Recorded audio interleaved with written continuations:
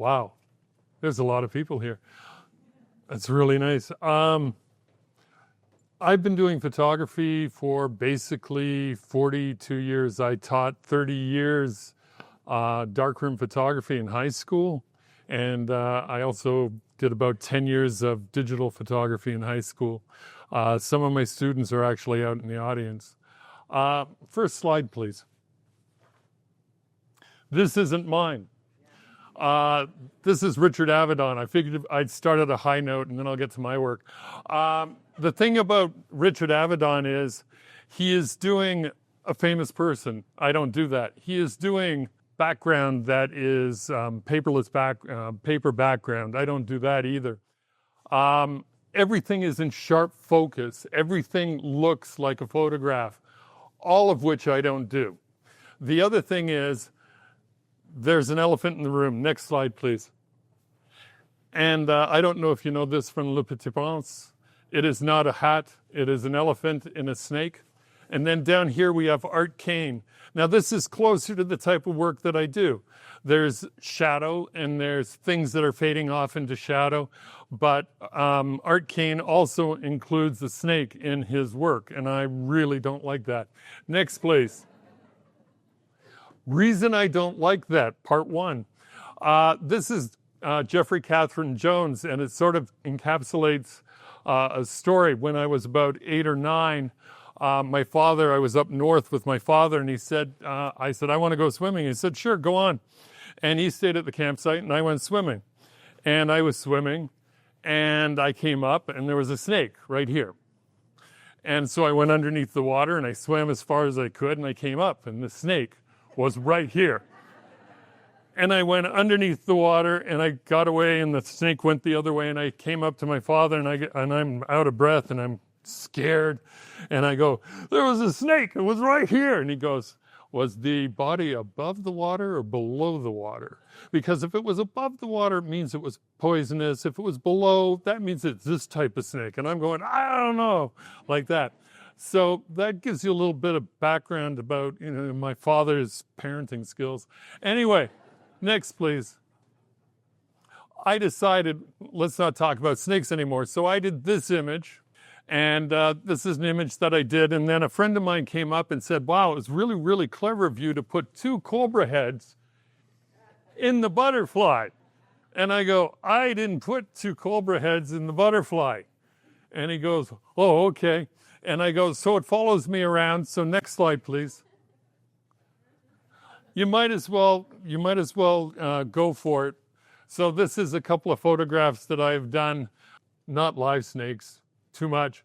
So I just use skeletons of like dead snakes. They work for me. Next, please. How many people here are photographers? There's a few of you. Now, you got to say what type of photographer you are. Are you a seeker, a hunter, a stager? By the way, all of these are terms that I made up, okay? So seeking, next slide, please. Seeking is Ansel Adams. Ansel Adams will find the image and then take the picture. And you can see, again, I'm showing you really famous photos that if you don't like my stuff, you can say, well, we saw some Ansel Adams. Next, please. Now, Cartier-Bresson, he was a hunter, and it's sort of like going into a duck blind where you sit there and you wait for something to happen. And so he sat out and he saw that this puddle and he knew people had to go to work, so he sat there and he waited for the moment and then he took the picture. And so he's like a hunter in a blind. Same with this one up here. He set up everything and then he waited for something to happen. So you could be that type of photographer. Next, please. This is one of my photographs. This is a really early photograph when I was in University Teachers College, actually. This is in Toronto. And I set up because I really liked this gate. And I waited for something to happen. And I waited for people to walk along. And then it was just 2 shadows. And I decided the 2 shadows, I really liked that. So that's my idea of hunting. Okay, next slide, please. Dwayne Michaels is another photographer, and he did this particular photo. He noticed one day that there was an opening in a subway tunnel and he noticed that the light was falling down. So the next day he went and he got his friend to stand right where the light is, and then he took the picture. It's called the illuminated man. And so this is staging, and this is where my photography really, I really like doing staging. Okay, next slide, please. Now, this is done by my father-in-law. This is Chu Chung's work. And this is the first time that I met my father-in-law. And we spent a wonderful evening together, and my wife said he really likes photography, so we talked about photography all night. And I talked more than he did because I knew everything about photography. And he goes, well, I do a little bit of photography. And I go, that's wonderful. And the next time I met him, he goes, I have my portfolio. And I went, well, that's wonderful. And I can give you, I can give you tips and stuff because I was a photography teacher. I opened up the portfolio, and it was a 16 by 20 print, and it was done in black and white, and it was a master printing. This particular print that he did, you've got to say whether it was staging or hunting or whatever. This is actually staging. He went and he caught that bug, and he went and he put a black cloth in behind. He put 2 strobe lights on those, on that particular plant, and then he took the bug very nicely and put it on the leaf, and then he took the picture, and then he entered it into the Royal Photography Society of London's competition and won. And I was spending the entire evening telling how much I knew about photography. Next slide, please. This is also his work.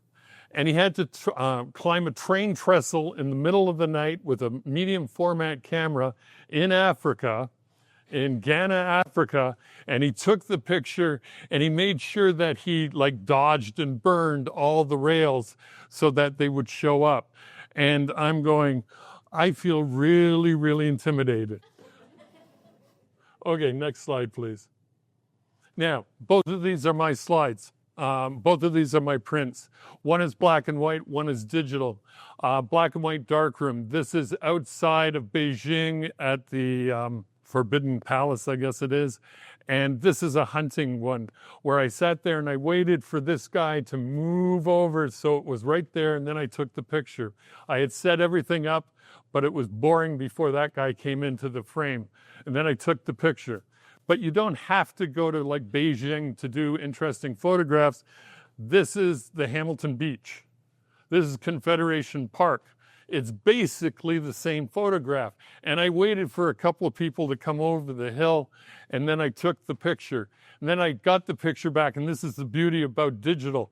The people were really, really small in the back, and so I made them bigger so that it would work, you see.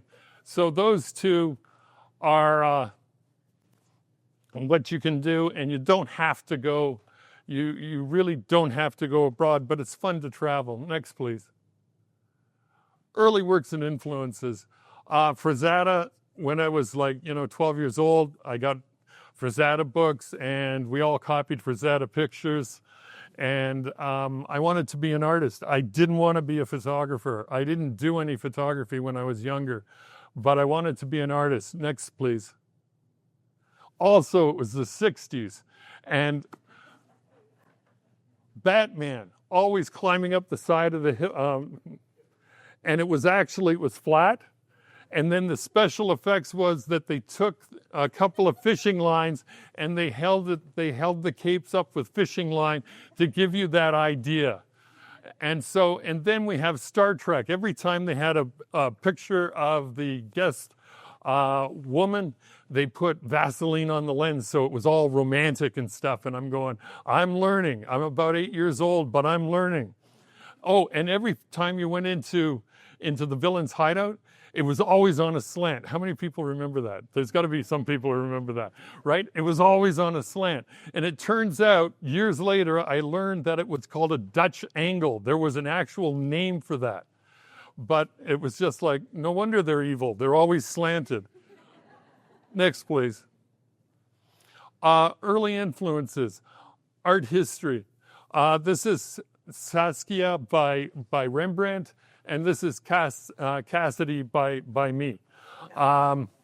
And I was really influenced by art history, and my photography is an extension of my art practice. Next, please. Again, we go through the history of photography. I taught photography in the high school, which included photography history. And so I taught all about George Hurl, and I taught about the glamour times of photography. I also talked about the beginning of photography. And so basically, I kind of borrow a lot. So the one that is sort of blue and scratched, which I love to do, that's my photography. The other one is George Hurl. Okay, next, please. This is when I was going out with my wife, and you can see that this is darkroom. It's starting to do what I want it to do. There's shadows. There's things fade off into darkness. It's not all really clear. Remember back to the first picture of Richard Avedon? I'm trying to get away from that. The closer I can get my photography to look like a charcoal drawing at that point in time, the better I felt about it. Also, there's no snakes. Next, please. Again, I wanted things to fade in and fade out. There's my son. I just got rid of him. It's not so easy. But here's my wife, and it looks like it would be in some tropical thing. I think it was Lake Ontario. Next, please. Again, I don't want my photographs to look like photography. I'd like them to look like charcoal drawings. This is in the Museum Rodin in Paris. This was just someone who was looking at one of the statues, and I took the picture, and then I started to manipulate the photograph. I'll be talking more about how I manipulate the photograph during the presentation. But this is just to give you an idea of the type of things that I do. Next, please. Black and white photograph. You can't really tell by this picture, but there's actually hand coloring in it as well. This was in Rome. Here's a small figure down here. He's starting to fade back. You only see the side of his face there. But this is all darkroom and then hand coloring. Next. This is where I start to combine painting and drawing and photography. The photos, there's photos of nude people dancing. It's the same model. She's dancing across, and then you really can't see it, but there's skeletons of frogs that are also photographed. And then the trees are painted, and this was a really big piece. It stood about this high by about this wide. I did sell that one. Next. This one is here. This one is here. This is the actual piece. And this is a wing, but there's actual feathers pasted in, and then there's paintings of the feathers. And then in here we have black and white photographs, and then painted over. This is a black and white photograph of one of my students from grade 11. I had him pose, and I sold this piece to Dungeons and Dragons magazine, Dragon magazine. And it was an article about Ronaldo the unicorn hunter. I'm not kidding. And so what happened was that Ronaldo cut off the wings of the unicorn and then put it on the wall, and he comes to a bad end. And I don't want to talk about this anymore. Next, please. Okay, my photography. As we go down through the list, you can see that documentary, I put no way, weddings, and I know some people make a whole lot of money doing weddings, and it's a really good thing for you, but it's not for me. And there's a story to go with that. I decided when I got finished university and I was taking courses in photography, I thought, I'm going to be a photographer. I'm going to do wedding photography. And I contacted a wedding photographer, and he goes, I need a second on a wedding. And I went, great. And he goes, basically what's going to happen is I'm going to give you 10 rolls of film, and you're going to go out and you're going to shoot. And you don't have to shoot all of the formal stuff. I'm doing all the formal stuff. You're going to do all the informal stuff. And I went, this is cool. And so I got pictures of the drunk uncle falling over the bride, and I got a picture of the ring bearer, and he presented the ring to me, and he had his finger up to the third digit up his nose. And he was like this and smiling, and I'm going, this is gold, and I'm taking these pictures. And then there was a fight between the flower girl and the ring bearer, and the ring bearer was using the pillow, and the flower girl was using the bouquet, and it was right in front of everybody. And I caught all of this stuff in glorious detail, and I was so proud. And then the bride saw it. The bride threatened to sue us. The bride made us destroy all the negatives. Every picture I took, she hated with a passion. And so at that point in time, I was starting to teach, and I go, well, if I'm going to teach grade 9s, I don't have to do weddings. So I went, I'm not going to do weddings. And documentary, if you're a war correspondent, this was a famous saying by a war correspondent. He said, a war photographer, he said, if you are a good war photographer, you should be able to load your film while running full speed under fire. And I went, good, not doing that.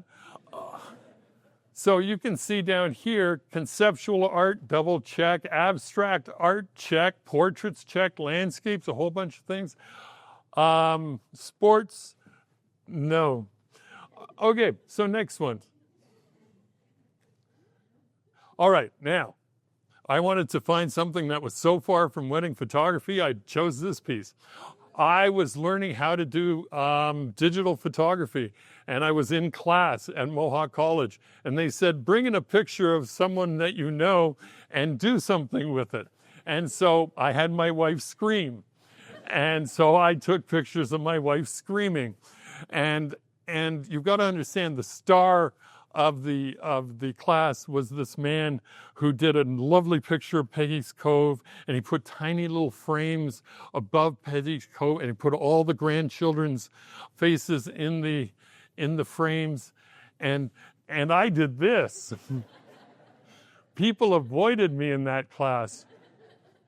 I thought I wanted to do something that was really cool. And so I had my wife scream before the class, and then I had some trees and stuff, and I said, well, what would happen if I kind of meld the two together? So yeah, that's what I did. So next, please.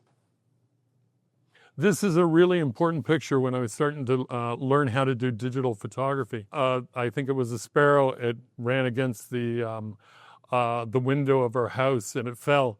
And so I put it on a black sheet, and I took a picture of it. And then I was going to blow it up in the whole bit. And I said, it needs something else. And then I went through, and I go to like museums, and I took all kinds of pictures of museums. And I took pictures of Asian writing. And then I said, can I combine the two? And so it looks like this was on a piece of parchment. The bird was laid on a piece of parchment, but it really isn't. It's just, it's photo manipulation. So I was starting to learn digital photography at that time. And so the next picture, I decided to put the writing on the model, and then have the cracks coming into her skin, and then having the cracks bend around her skin and things. And then I started going, okay, this is becoming cool. And I like the idea of doing this. Next, please. The drawing is mine. The ink spill is mine. And then I drew the feet. And then this was my desk. And then I took the model, the last model that you saw, put her with a pair of wings, and then she was going around the top of the book, around the book.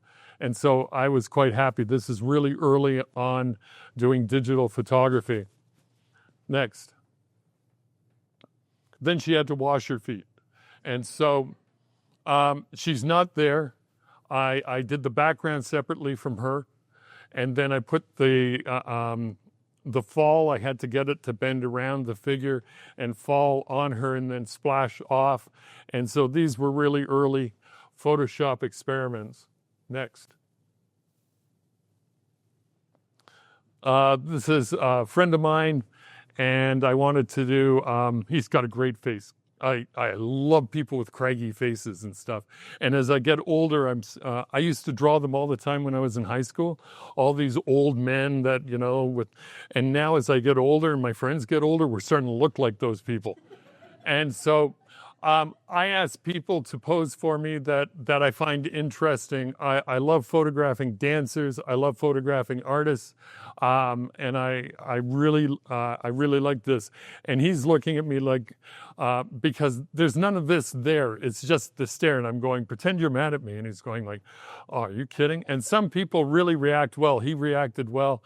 And then I put maps. And this is a toy boat here that I took a picture of, and then I superimposed. So now I'm starting to go into many layers. Some of these are like 20, 30 layers of Photoshop.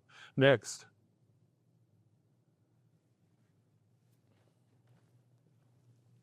Where is that? Here it is. We have all kinds of stuff like this around the house. And my father-in-law used to do bonsais, and at one point he had like 70 bonsais that he was working with, and I'd wait for him to kill one or two of them, and then I'd take them in, and then I'd wash out all the roots and things, and then I'd have specimens that I could use for my photography. And so this is actually a root, but if you look at it in another way, it almost looks like a head up here, and then you've got a body coming down here, and then you have some type of form up there. So this is the beginning of like abstract stuff. And I use a lot of scratch negatives, and I'll explain that a little bit later. How are we doing for time? Oh, not bad. Okay, next, please. I love this quote. Artists don't owe the world anything, least of all explanations. That's by Sam Haskins. He was a photographer in the 1970s. How many people remember Anatomical Man when you were a kid? Does anybody remember Anatomical? We've got a few people who remember Anatomical Man, Anatomical Woman, Anatomical Horse. And I tend to pick these up over the years. And so I got Anatomical Man, and then I started playing around with Anatomical Man, and I made a series of images. I made a whole series of Anatomical Man. I picked up 3 or 4 of them, and then then it was manipulation in the darkroom. These were darkroom originally, and then blue toned. Next. This I took in Dundas. And we were just a little off a path, and all the trees were bending around, and so they formed a circle around her.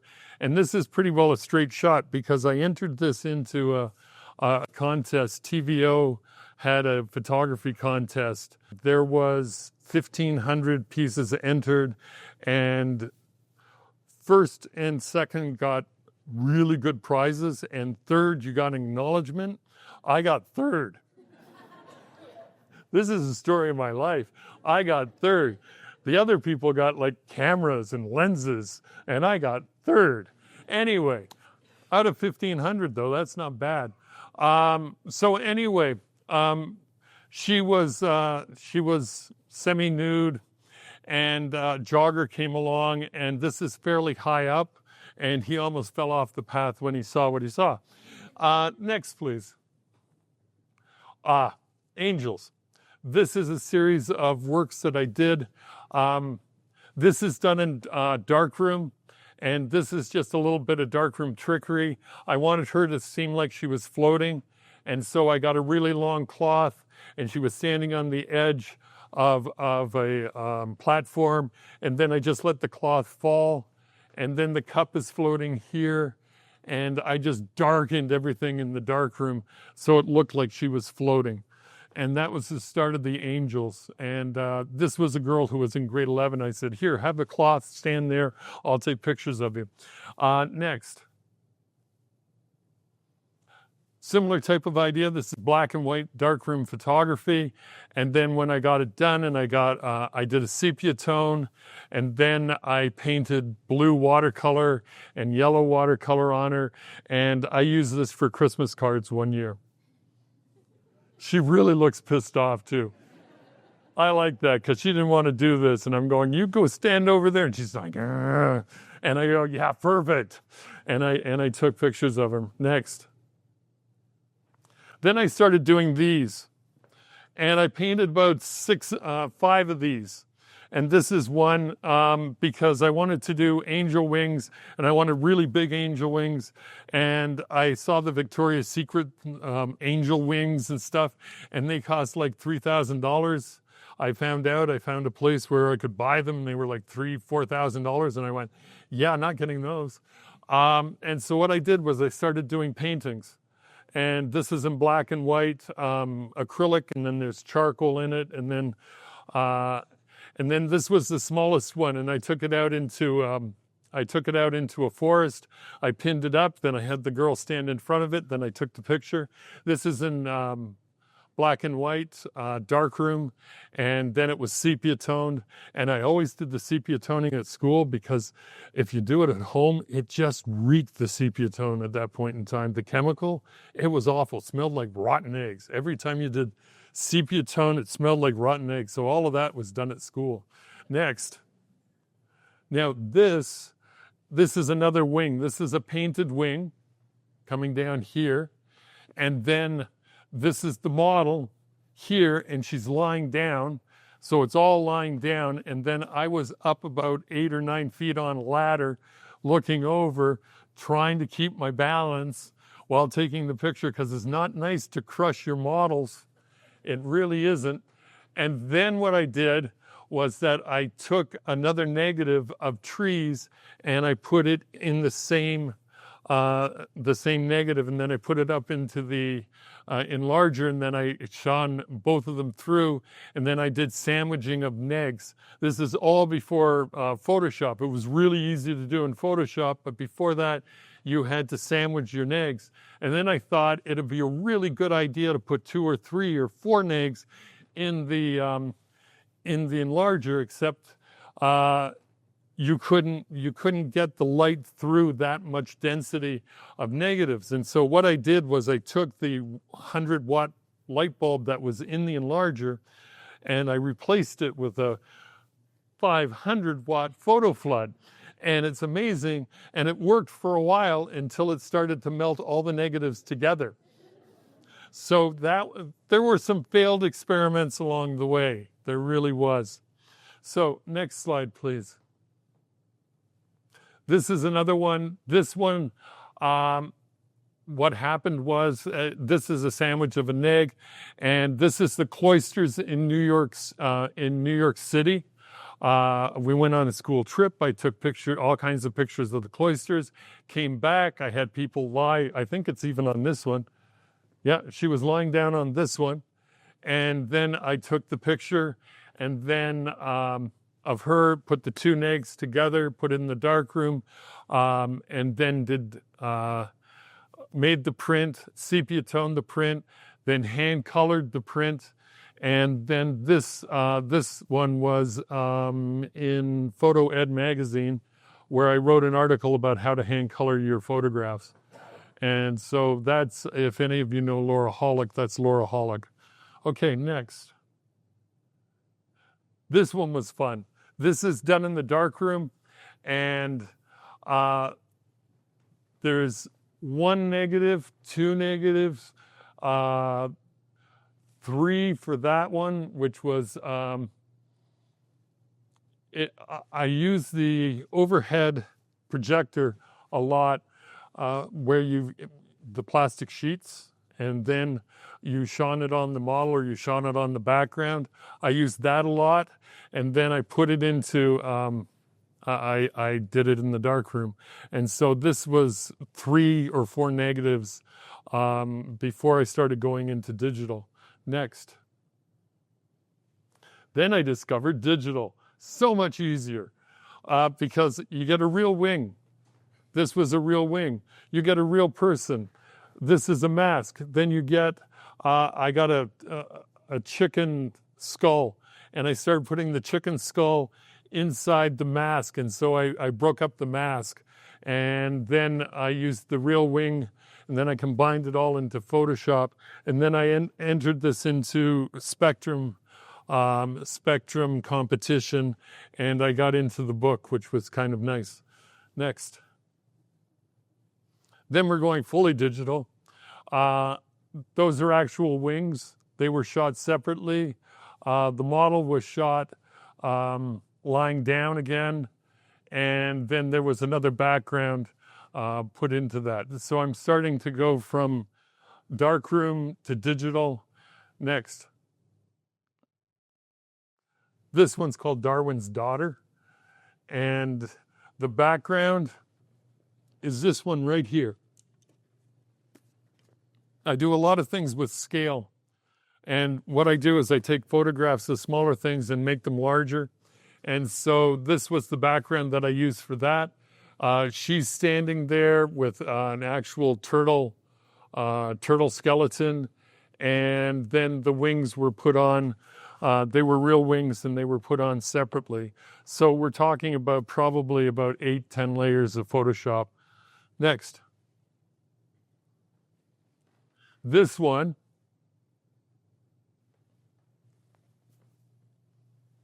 is Nike Samanthrace. It's this statue here to get the wings. I wanted the wings, and I wanted the body to come from here.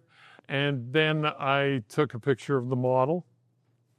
I took a picture of the model here, and she was in a drape, and then combining that drape with this drape, and then I wanted to make it look old, and so I did another photograph of cracked paint, because I worked at different places. What you do is you look for, cracking of the paint and things, and you just take pictures of that. And I take a lot of different texture shots.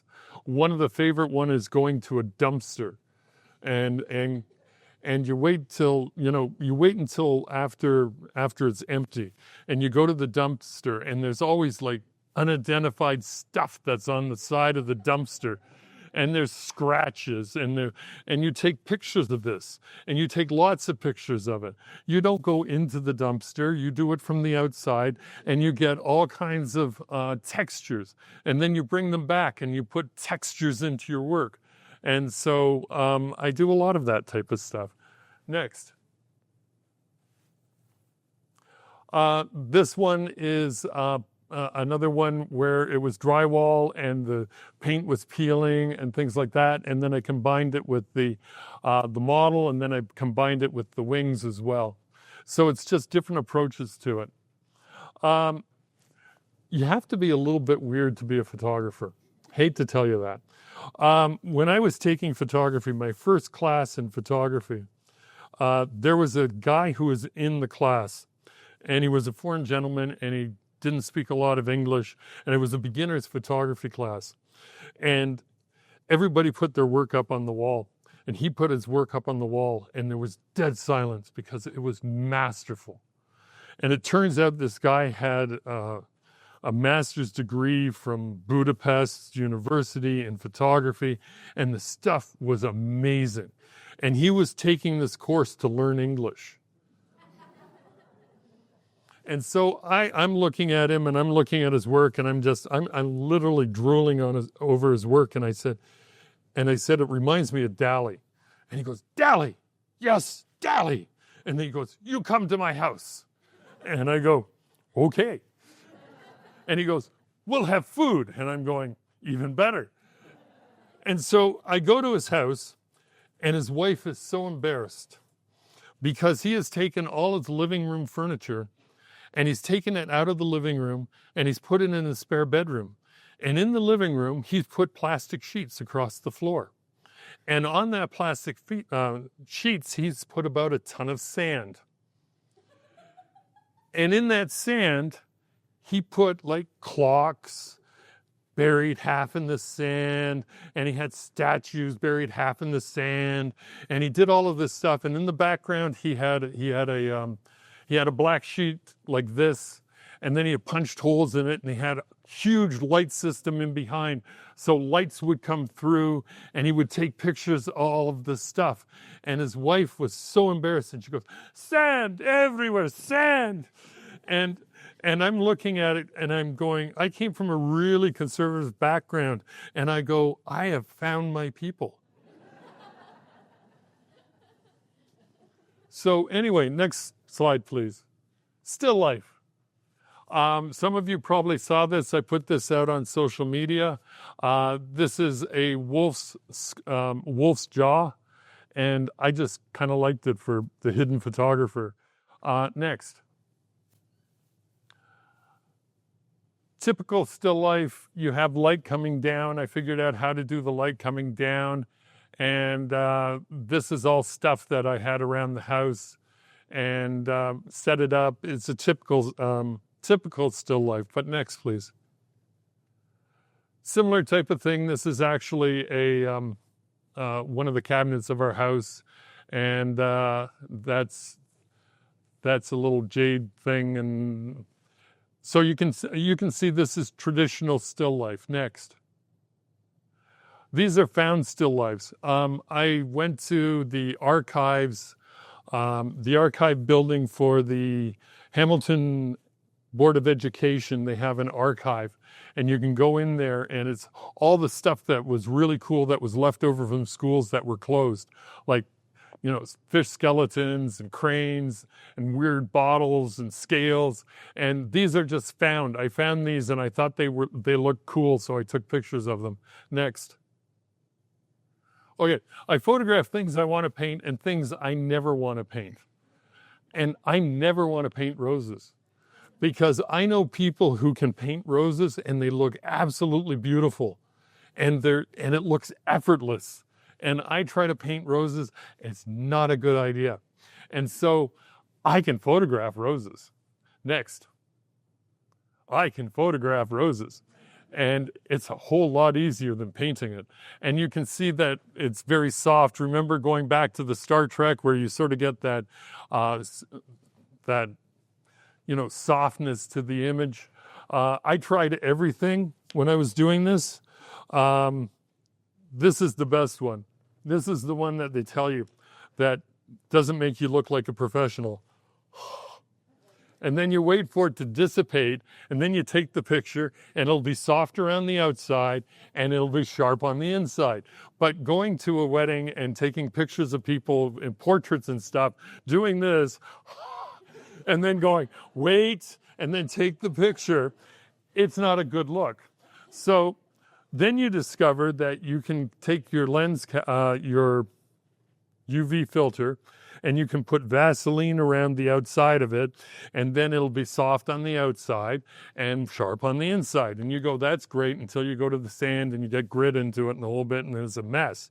And that was really bad. So then you discovered that you take clear nail polish, and you paint clear nail polish on it, and then it'll give you a softness on the around the wherever you're not putting in. And then you have the really sharp part. And then you can take a nylon stocking. I've done all of these. And you put the nylon stocking over, and then you get a really nice soft effect. And then when we were doing photography, there were these things called Koken filters. How many people remember that? You remember that? Few people do. And they were little filters that you put in front. And I thought that was cool. They were expensive, though. Anyway. And then you get into digital and you can soften things. And I shot through tissue paper to do these. Okay, next. Remember the fish you saw a couple of things back? I just decided to take the pole out and just do the fish itself. And it just kind of comes at you. I like this one. Why did you put what you put in? I don't know. Kind of cool. Next. Here's a project that I did with my students. And what I did was I did a self-portrait box. So you had to take a box and you had to do things that were personal to you, and you had to put them in the box and you had to shoot the box, and then you had to manipulate it's somehow either in darkroom or in Photoshop. And so the students, and you weren't allowed to take pictures of yourself. And so this is my self-portrait box. And it shows some printmaking stuff. It shows a little Chinese thing here. These are my ancestors. This is a lens, there's skulls, there's all kinds of things in here. So it's kind of a nice project because the students will bring in personal stuff for themselves, and I just did my own. Okay, next. Still life. Candlesticks. Photograph. You have to shoot. And then what I did was I shot it against a white background, and then I took clouds. As I said, sometimes you have to be a little bit strange to be a photographer. Some of the people in the neighborhood were starting to get worried because I'd go outside and I'd do this for like a half an hour. I'd be going like looking at nothing in particular and taking pictures of clouds. And so I have a huge store of clouds, and you have to wait for a really good day to do clouds. And you just do clouds. And then you can put it into all kinds of stuff. So this is, I don't have to go to Greece now. Next.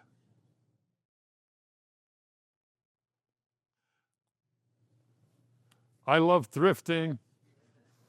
You go thrifting, you find things, and then what you do, I have many marble checkerboards or chessboards, and what I do is I take them and I put them together, and then I take pictures, and then I take pictures of clouds, and then I take pictures of, the dumpster. That's one of the dumpster things in the background.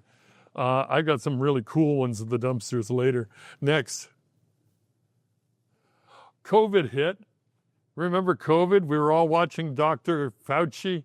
And I went down to the basement and I got paper mache and I got paper and I decided to make landscapes in the basement. So this is all paper mache, and the sucker was about this long. And then what I did was I lit it and I photographed it, and then I took pictures of my clouds and I put the two of them together. And so I started making all these landscapes, and this was one of the early ones. Next. This was one of the later ones where I was starting to make caves because we were inside a long time. And so I started to do cave-like things, and those were made out of paper mache, and then I would light it in different ways. And then I started to do rocks. And I had all these rocks, and I started to put them up, and I put light underneath of them, and I took pictures of them. And down here, you've got a tiny little figure, just to give you a sense of scale. So these are big rocks. And this landform here, down here, that is driftwood. And so I started to create these landscapes. A lot of these I did during COVID because it was a time where everybody was a little off. Next, please. Yeah, another one. This is another cave that I created in the basement, and then I put light this way, and I put lights coming in this way, and I did different layers as we were going through it. So I was creating caves in the basement during COVID. Other people I know did really odd things too, so don't. Next. Okay. I really like skulls, and I think they're like really interesting objects of themselves. And this is the only time where I used like white in the background and just the object. I did a whole series of these. I got light from below. I put a piece of glass and I put photo floods underneath, and I got light from below. And so and then I put a reflector on the top so the light would go up and then reflect back down, so you got detail. Either that or you just had black shapes. That came from a museum. I was taking pictures of a museum, and then I just blew it up. Next. Okay. This is how If you know anything about animation, you have the camera here, and then this was taken directly from Disney. And in the foreground, you have one plate with the foreground elements, then you had the middle ground, and then you had the figure working, and then you had the background. So they did many, many different layers. And this was the camera that they did this with, and they did Snow White and Cinderella using this technology. And I read all about it, and I said, wow, I'm going to do that too. I'm going to do, this one is a really simple one. I've done up to about 8 layers, but this is a really simple one. These are plexiglass boxes, and I put different things on different levels of the plexiglass boxes to get a different sense of depth. And then I shoot from the top. And you can see that this is my example that I did for this lecture. Next, please. And then this is the photograph that came from that straight out of the camera. And so I've got my one layer on top. This was my second layer, and the flowers were on the third layer. This is also using that technology, except I'm doing way more. I'm doing, again, I use stuff like this. And then I have all kinds of these too, which are, blocks that the kids buy. I use all of those. And then I start building up like blocks, and then I put in the roots, and then I put roots off to the side and just shine light through them, so you have the shadows of the roots going through, and the roots are on a different level, then the boxes are on a different level than everything else, and so it builds up. And the one I showed you only had 3 levels. I've done up to 8 levels, and then it stands about this high. It looks ugly. And then you put light coming in this way and that way and from the top, and then you shoot from the top, and I do stuff like that. Next. Similar type of idea, except I'm using plastic sheets.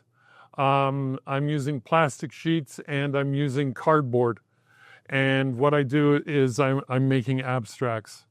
And I did a whole series of these. I only put one in. Okay, next. Splatter. That's what you get when you go to a dumpster. This is a root. And that's using the different layers. But this is a dumpster one, and then this is a piece of wood that I photographed, and this was a piece of a drawing, and then I put all of them together to make an abstract. Next.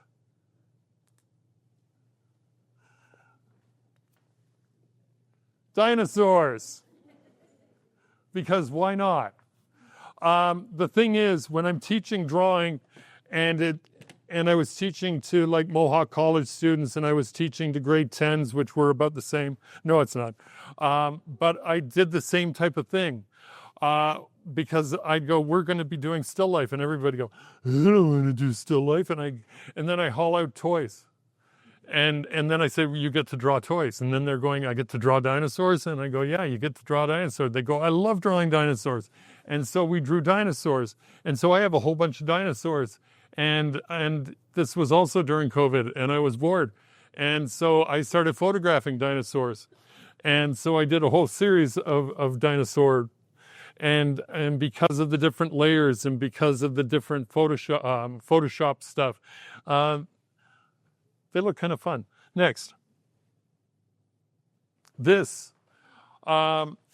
That wall is called forced perspective. So I took a piece of cardboard and I cut it so it looks like it's in a forced perspective. So it's not a square piece. It goes down into perspective. So I created that, and I created the window up there, and I created another wall coming back here. And then I shot these. Many of these. And I formed that. Then I took another photograph that was older of this girl, and I superimposed it on, and then so this was a buildup. Next. Masks.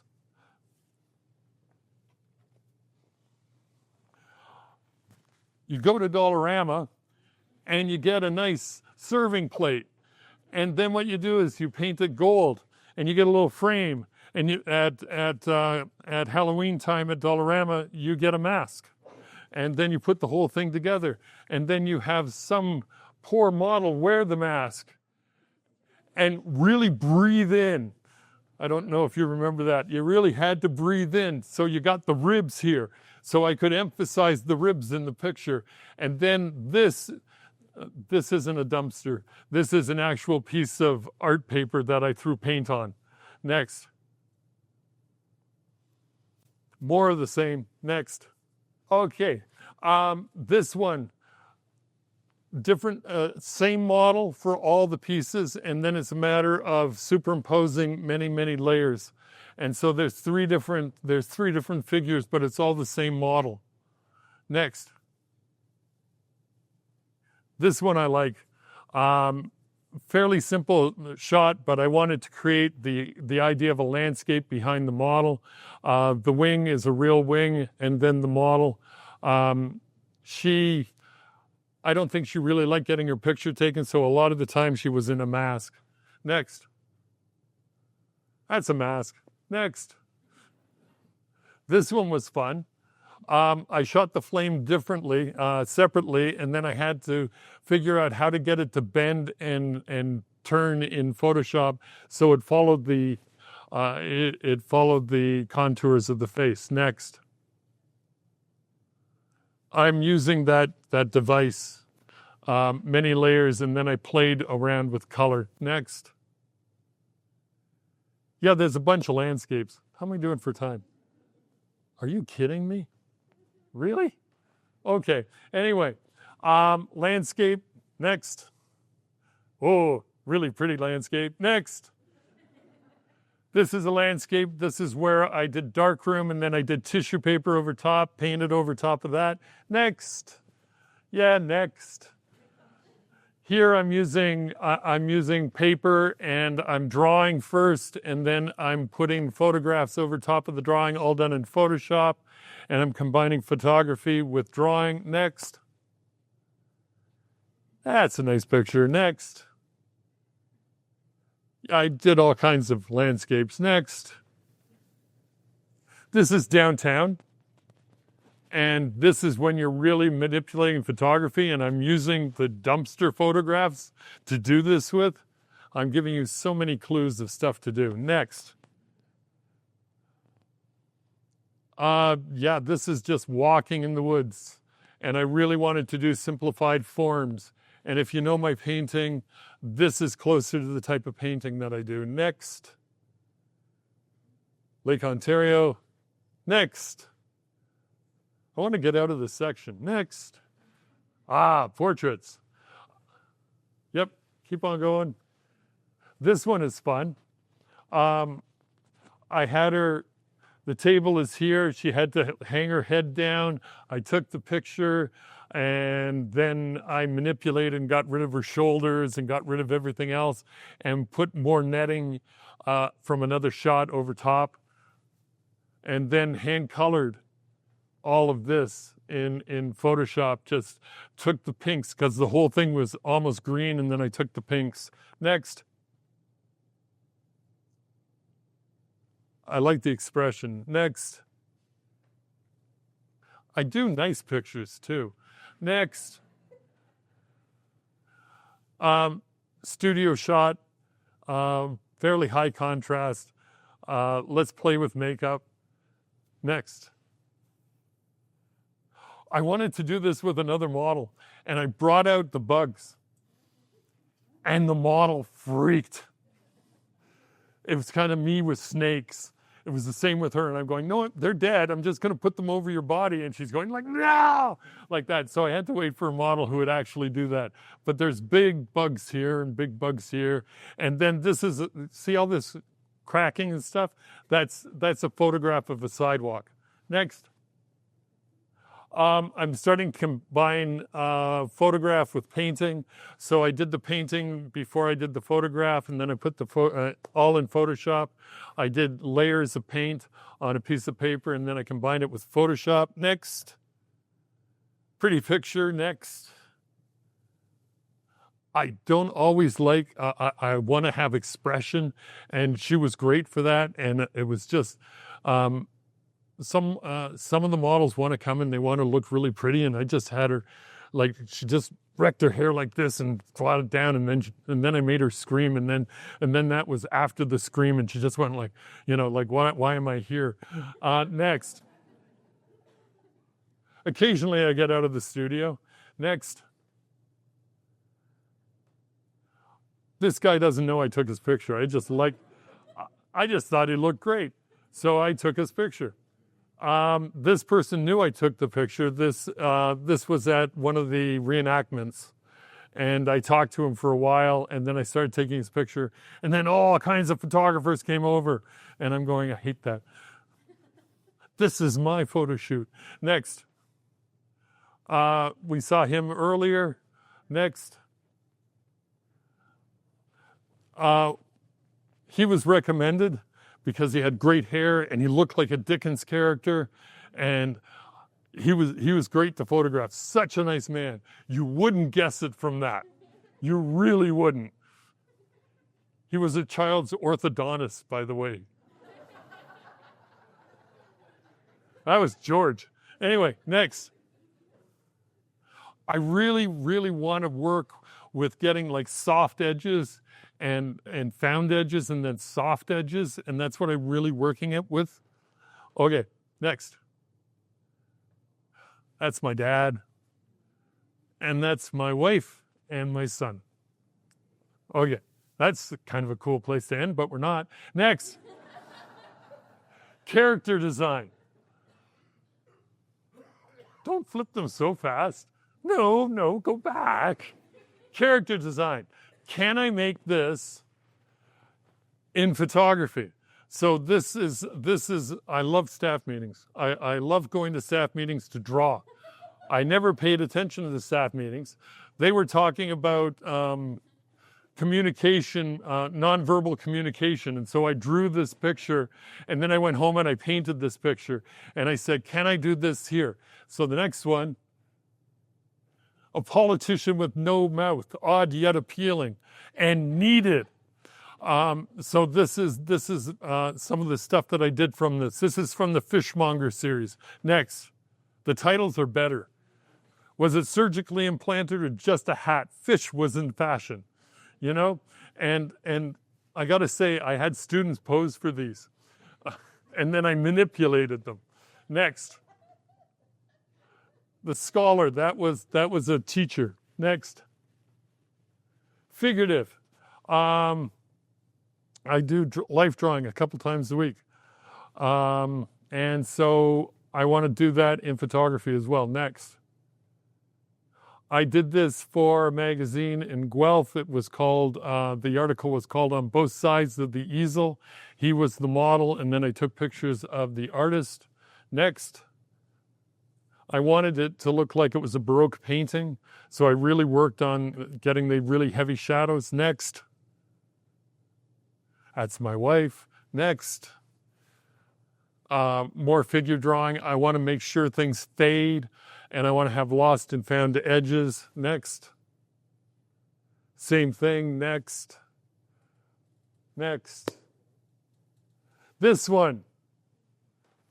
Remember the Batman from the very beginning when I was 8, and they were how to take the picture. Stretch. Stretch this way, and then we'll turn it this way, and we'll call it dive. I'm letting you know all my secrets. Sometimes it's simple, but it's effective. Next. Concept photography. Next. Here's my door. There's my door.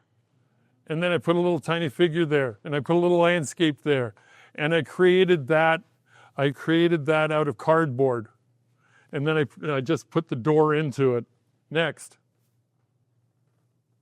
All the pictures I take, all the pictures I show, I take myself. And I'm not a good bird photographer.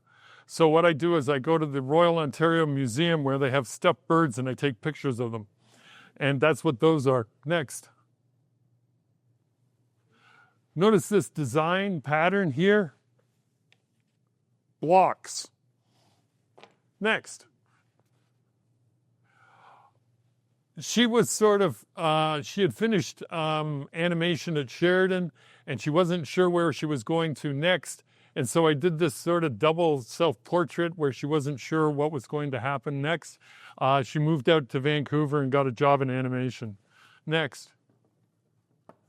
Equipment. I love this. A photographer went to a socialite party in New York. As he entered the front door, the host said, "I love your pictures. They're wonderful. You must have a fantastic camera." He said nothing until the dinner was finished, then said, "That was a wonderful dinner. You must have a terrific stove." Next. Okay, I wanted to do a shot where the face and the body melded together. And I took the shot and I hated it. And I go, it's not working. And so I took it and I put it into Photoshop, and next, it's working. And what I did was I used a lot of stone and I used a lot of sand and I used a lot of different textures, and I kept on texturing it up until it looks like it's almost like a graveyard thing, like a statue from a graveyard. Next. Sometimes you go out and you do a really lousy job. And I went out and I'm going, and there were waves crashing and I got water on the lens, and I come back and I did all these really ugly pictures, and I said, I got to do something with it. Next, please. So I fixed it. Some of this is, the dumpster. I fixed it. I don't know what those things are that were dripping down in the dumpster, but I discovered. But it kind of looks cool now, and it looks more like a drawing. It looks more like an etching. Okay, next. Typical thing. I try to figure out some things for the models to do. Before, after. So what I do is I tend to draw the stuff out before a model shoot, or I have some ideas. Sometimes I don't. Sometimes the model comes in and I go, I don't know, here's a drape. But sometimes I actually plan things. Next. Here's one. This is actually on the side. And you can see that sometimes when I ask models to do things, I really think they're going, is he out of his mind? Next. So I put it in water. And all the fish came from an aquarium. I went down to the aquarium and I took all kinds of pictures of fish. And then I came back and these are actually cloth from another thing. And over here is my driftwood up at the top. And it looks like she's going into a cave. And cellophane, I used a lot of cellophane in different layers to get that sort of watery effect. Next. Another one. She's not underwater at all. I just kind of made it look like it was underwater. Next. New work. Next. I love taking pictures of things that are falling apart, and then I combine it with the figure. So next. I know I can take nice pictures too. This was a model, and then I combined it with flowers. Next. Another model. Next. I just really, I wanted to get like a softness to it. Next. I really like this thing. This comes from art history. And what you do is you see two images that are the same, and you look through it, and then it becomes three-dimensional. I like that idea. So and then I want the idea of things being destroyed through time. And so you can see that it's supposed to be the same photograph, but this one is very much more worn than that one. And I want to give a sense of patina and age to the work. Next. Similar type of idea. Next. Studio shot. I shot these very recently. I just like I like the idea of certain things fading out and certain things are totally in focus. Next. Paint. Paint on paper and then combined with the model. Next. I get ideas and I go, she would make a good pirate.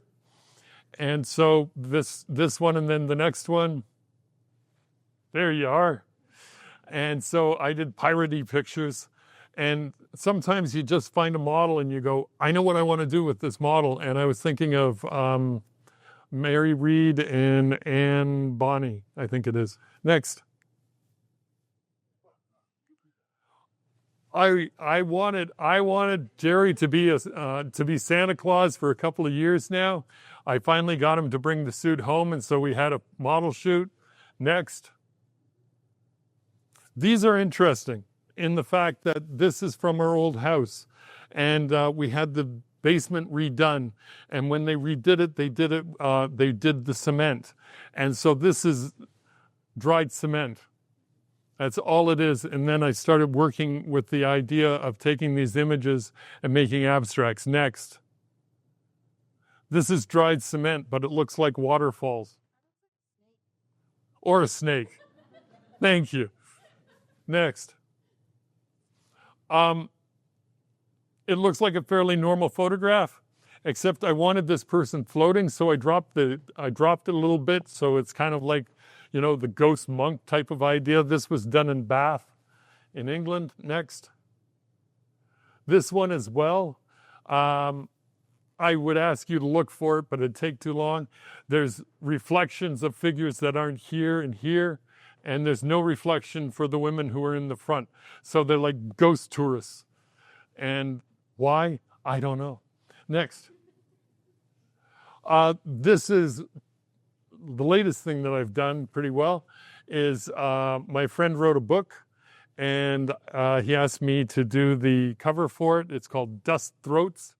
When I did the whole cover, I did it as Dust Roads because I didn't remember he called it Throats. It works better as Roads. And so I had to redo the lettering. But anyway, this is one of these combined many, many layers. Next. And this is the end of my presentation with my dog.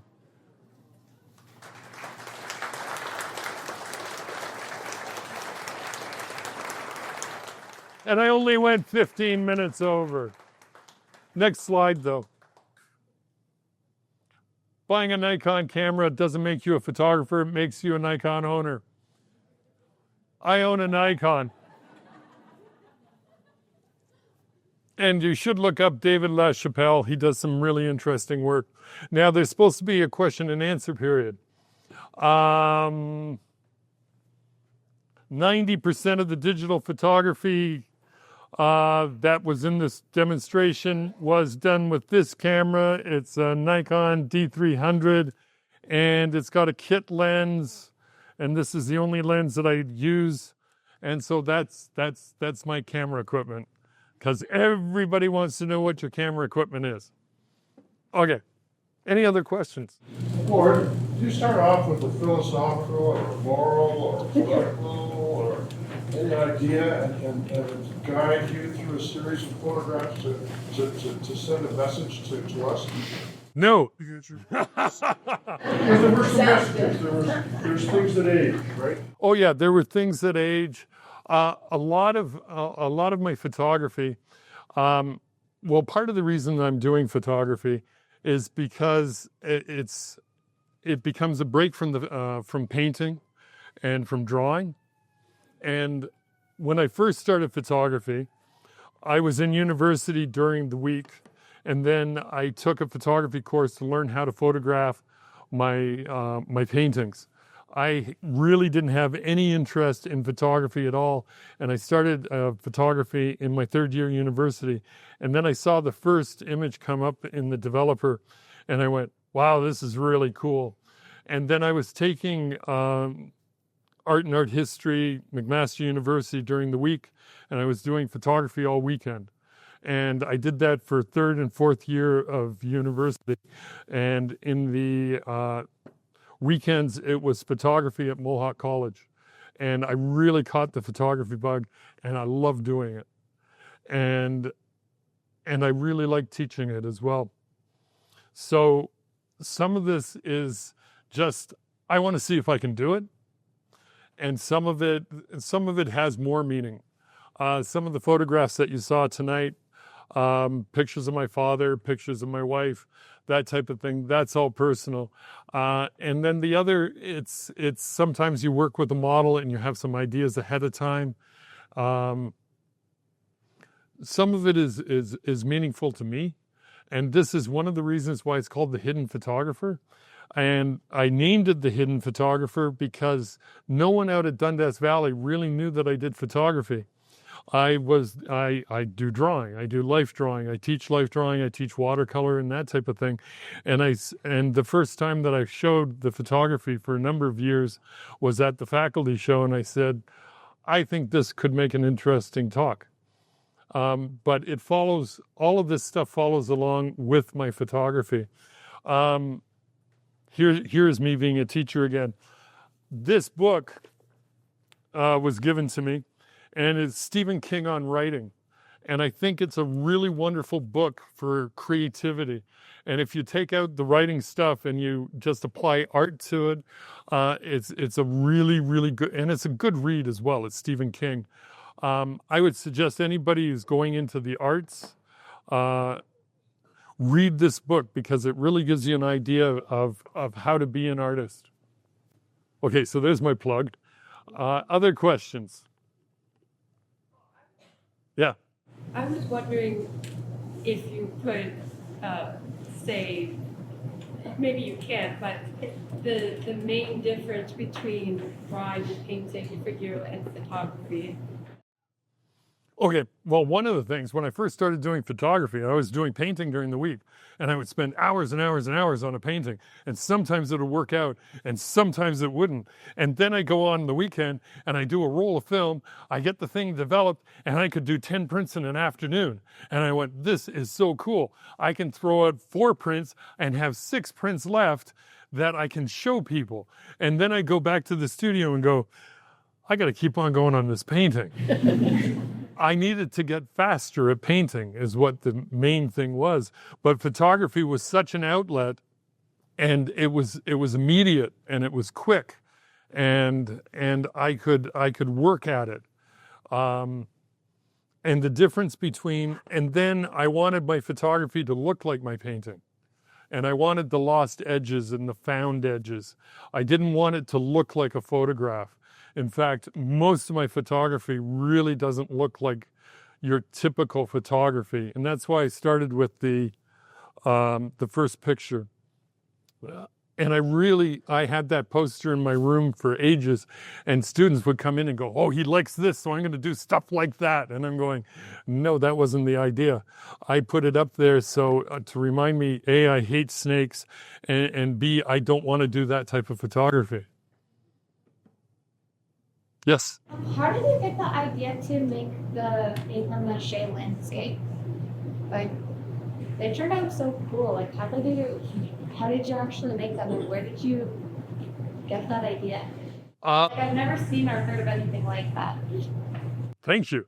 That again, it was a matter that I was starting to use driftwood, and I was starting to use stones, and then how do I create my own? I tried using cloth and tying cloth down and making forms with cloth. And then I decided paper mache. And then I started making paper mache things. Did you just use like newspaper and did you paint? Like, Tissue paper and then paint it over. Newspaper and then tissue paper and then paint it over. And paint the textures in and things like that. And then you have to light it. And you can do an awful lot with lighting. Any other? Okay. Oh, Ward, I have one for you. You had, at one point, you and I had talked about you had been exploring and playing with Dolly, AI generation and things like that. And I'm curious about, after what you've shown us today and things like that, what's your relationship to that? How do you feel about it? As things start to change, and obviously we have this ability to create images in a very different way. Speak a little bit about your feelings around that. Oh, about my AI? You want an AI rant? Yeah, you can give me an AI rant. You want an AI rant? All of you want an AI rant. Okay. I think that art should be for people. I think that AI is unethical. It takes other people's artwork and you write a prompt and all of a sudden you get something and then you call yourself an artist. It's the same as if you take a frozen TV dinner, put it in a microwave and say, I'm a chef. Am I making myself clear? Yeah, I think so. Okay. Not a fan. Not a fan because I've also had people saying, oh, your stuff looks like AI. And I'm going, I did this 10 years ago before we even thought of that. So no, totally against AI. I think it's a detriment. I think it's a detriment to illustrators. I think it will affect photographers. I don't like the fact that they put it into Photoshop. I don't use it. But isn't Photoshop just 2,000 a year of AI? Isn't Photoshop just 2,000 a year AI? I mean, you didn't seem to have any other great ethical issues with blending images. Isn't that sort of what AI? They're all my images. Okay. But if I use AI, they're other people's images that AI has scraped from the internet without those artists' permission. But yeah, but I see it. You're absolutely right. But I mean, you're using stuff that you didn't make. But it's like comparing, like if, like for a mathematician to use a calculator Yeah. versus a non-mathematician to just use a computer to generate mathematical equations. It's kind of like that. Like Photoshop before AI, what you use the tools for, they're tools, like calculator. Right. But AI is, they're calling it a tool, but it's using other people's artwork and things that humans have created. Okay. Like the pillar, like the dinosaur, like.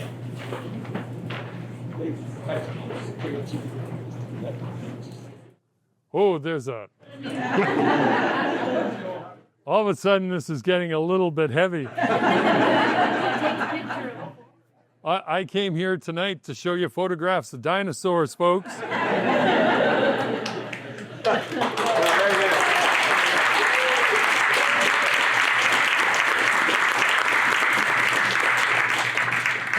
That was wonderful. Thank you. That was wonderful. Okay. Anybody else? If not, that's the end of the presentation. Thank you very much.